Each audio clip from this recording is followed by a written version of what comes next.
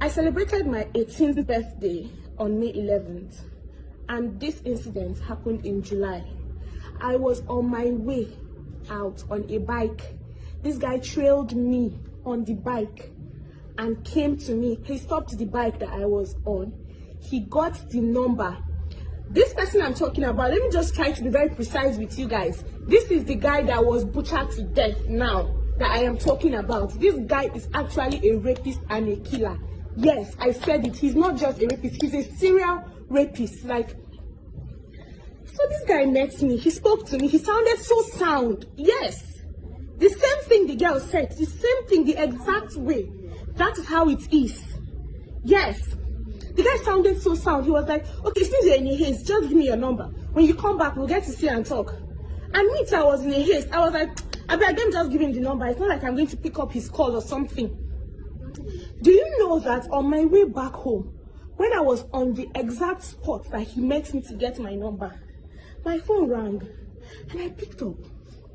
And he was like, okay, where are you? I told him, okay, I am where he saw me. And by this time, this was already around 6:30 in the evening.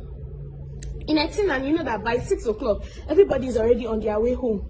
Everybody is already inside their houses and it is already late and almost dark. So, he told me to stop by a particular filling station. I will be giving details. This particular filling station is called Ngozi Filling Station and it is in Etienne. I stopped by the filling station and stood beside it. And he came and met me.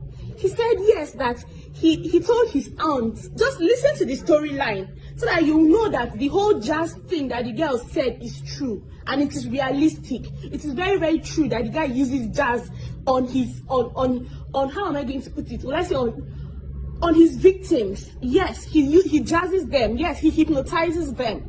So he told me that his auntie, that he told his auntie that I was coming by to visit him.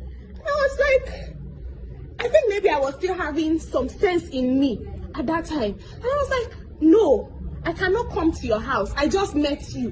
What am I coming to do in your house exactly? How did you tell your auntie that? So this guy kept on convincing me. We stood on that same spot. He convinced me and convinced me. So at the time I was like, okay, let me just waste my own time. Let me go with this guy. The road he entered, I said, taking me through, was a bush track. Yes, this road was a bush track. He took me through that road. In my mind, I was like, what are we doing here exactly?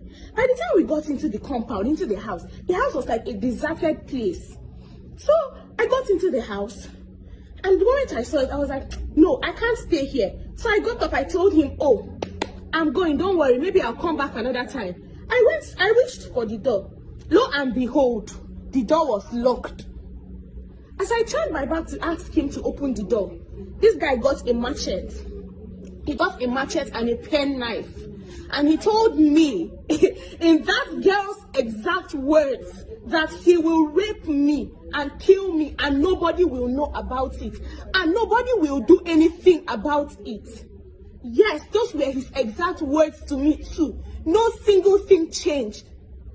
No single thing changed through time. I begged as an 18-year-old. I begged, I cried. What didn't I do that day? I begged him. I was literally crying. Fine, he still had his way with me. He had his way with me, not once, twice, to be precise. I got back home that night around 11 p.m. And this guy's name is Akwawo Jaffe. That is his name.